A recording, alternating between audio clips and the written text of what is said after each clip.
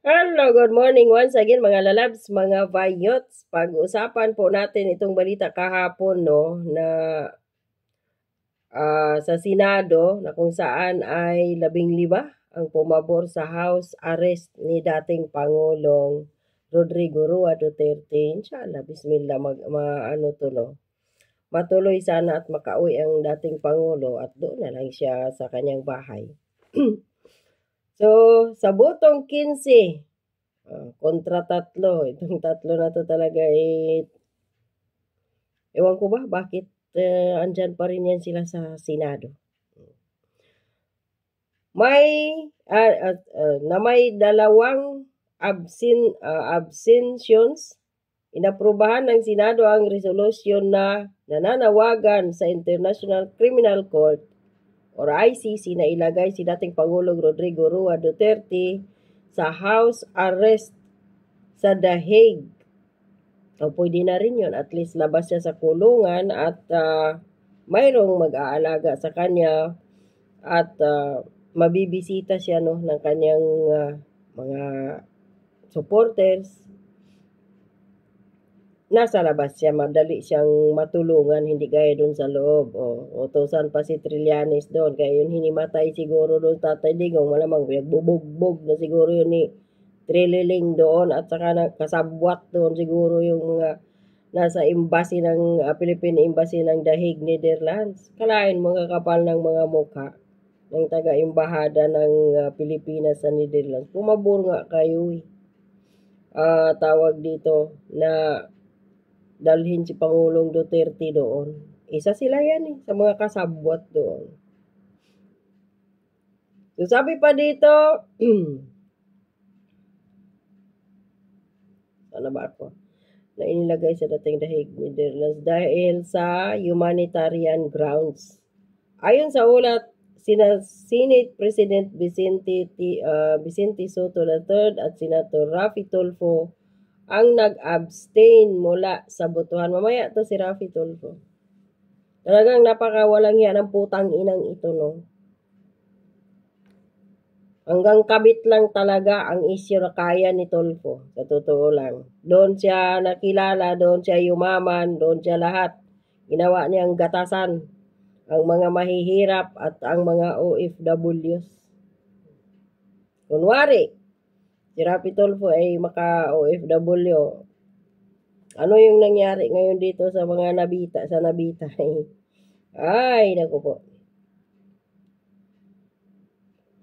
Ang panukala ay naglalayong ipahayag ang sins of the Senate na si dating Pangulong Duterte na kasalukuyang nasa kustodiya ng ICC dahil sa kasong crimes against humanity ay dapat payagang hintay ng paglilitis sa ilalim ng house arrest. Crimes against humanity, pero yung binasa ng isang hurado doon ay 44 lang yon. On the record yon. So yun ang crimes against humanity. Nakakatawa. Mas marami pa nga yung pinatay ng rebelde sa pamumuno ni Juma Sison. Bagamat malinaw na suporta ang ipinakita ng mayorya ng mga senador, nananatiling nasa kamay pa rin ng ICC ang pinal na desisyon sa kalagayan ng dating Pangulo. Totoo yun, at least suportado ng Senado. At pwede din yun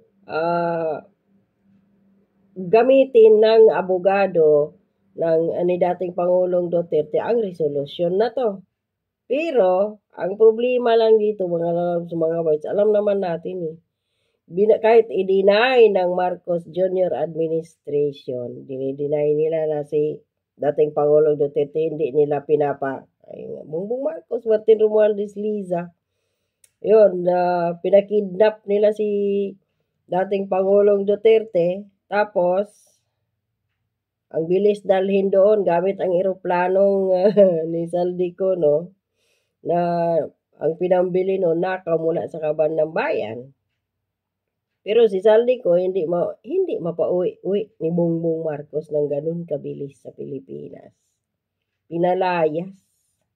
At sila na ang bahala sa Pilipinas para pagtakpan ang mga kaso, para nilang kakanta si Zaldico na ayun, ay nagiging parang pugante na doon sa ibang bansa, no? So, babayaran lang naman ang ICC kasi ang ICC is, ito daw yung last court ng mga nasasakdal pero bayaran. Oh, bibigyan lang ito ni Bongbong Marcos ng o ni Martin Romualdez ng ilang millions of dollars. Wala na. Papabor na ito doon sa gusto ni Marcos Jr. at ni Martin. Tingnan mo si Trililing. Nakapasok sa loob ng detention facility di umano ni Tatay Digong na walang kaalam-alam ang pamilyang Duterte. Walang pahintulot. Kung ano man nga yung nangyari doon sa dating Pangulo, ang kanyang medical result hindi nga pinaalam o pinakita sa pamilyang Duterte. Dahil hindi natin alam kung ano nga ang nangyari kay Pangulong Duterte. Pero nakakatawa, no? Si Risa, obvious naman ang dala ang tatlong ito. Bam Aquino. Ano mo, Bam Aquino? Tahimik sa isyu ng corruption. Pero dati, grabe sila ng nakaw-nakaw against Marcos, di ba? Yung mga Liberal Party ginagamit na dati sa eleksyon. Marcos Sr. magnanakaw, ganito, ganun. Mamamatay tao, diktador. Narinig nyo si Bam Aquino ngayon na nagsasalita against corruption, billions of pesos, wala. Dahil na bulgar ni Daryl Yap na ang asawa pala ni Bam Aquino ay first cousin ni Martin Romualdez sa mother side. Si Timmy Gomez. Di ba? So tahimik siya. At si Martin Romualdez din ang rason kung bakit nagiging pangalawa yata siya sa nanalong senador na mataas ang boto nung nakaraang eleksyon nung Mayo. Si Liza Aranita Marcos, yun. Ang kanyang tiyahin na si Rosario Cacho na pangasawa ng kapatid ni Cory Aquino. Connect the dots na lang mga lalabs, mga ibayos. Kaya, kunwari, naggagamitan lang sila pagdating sa politika, ginagamit ng isa, ang liberal, ang Marcos, para makaposisyon sa gobyerno. Ganon din ngayon sila. Nung nakaposisyon na ngayon ang Marcos, nakabalik, nagsabwatan sila. Sino ba ang kasabwat ng Liberal Party?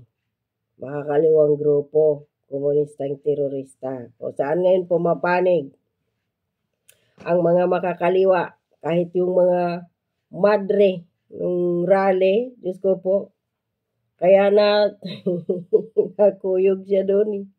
Dahil nga diba, sabi niya mahalin daw si Bongbong Marcos, biktima lang daw ng mga masasamang espiritu or kung ano yung sinabi niya doon. Kinuyog siya. Ay, nako. So, ito yon. Wala talaga mga lalabs. Magdasal na lang tayo na sana.